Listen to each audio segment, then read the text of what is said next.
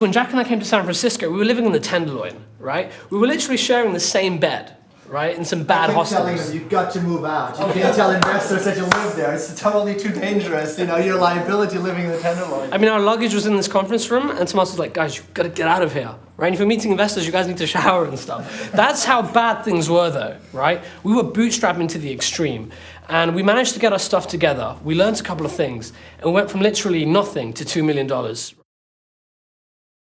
Vungle actually was strange because it came through another investment group that I know, as well as a couple of sort of people who work in incubators. And so after they kind of gave a thumbs up, check these guys out, I met with them, thought they were interesting, thought they had a lot of challenges ahead of them, and then kind of slowly got myself comfortable with, could this be a big business? And that's kind of how a lot of deals come together.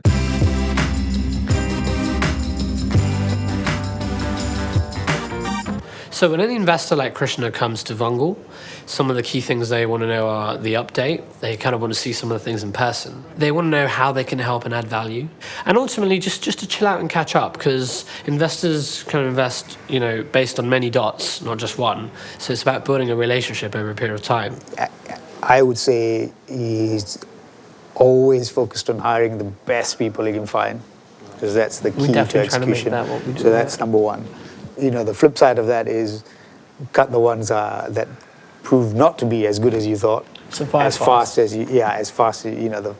It's hard. Hiring good people is hard. You know, sometimes they don't work out because they're not as good as you thought, or actually the culture fit, personality fit is not good. You know, and that happens too. When you have a quality investor that wants to be involved, it's hard to say no, because you know the added value they're going to have, especially if they have knowledge in the industry or connections. It's huge for early stage startup. And the doors that can be opened here are staggering. One of the things that we like to see is that there's peer interaction with our companies and others. So in this particular instance, Vungle is a great solution that probably meets the needs for at least 10 or 20 of our other portfolio companies. So hopefully get them right away involved in kind of our email distributions between mentors and founders, maybe get them to meet up with several companies directly that they could, you know, potentially partner with. I always think there are startup people and then there's everybody else.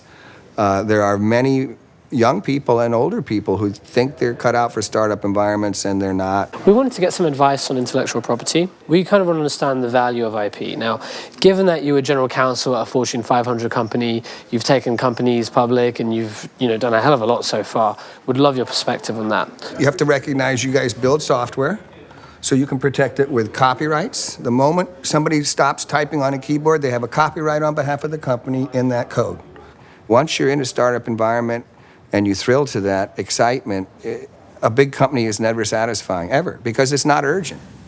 One thing I try to do is just sort of challenge why are they doing what they think they're doing and give them different opportunities. It's a relationship where they don't want yes men, they don't want someone to agree with them, and it's really someone who will help them think through problems and be far enough away from the actual day-to-day to hopefully awaken something that might have been there that they hadn't really given enough time to.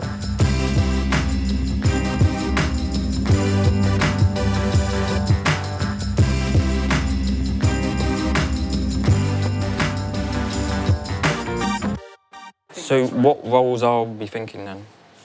Well, can we Like, is there anything? Because I'm a little bit concerned that we have generalists, but what about the iOS side? Like, who's the rock star ninja in iOS?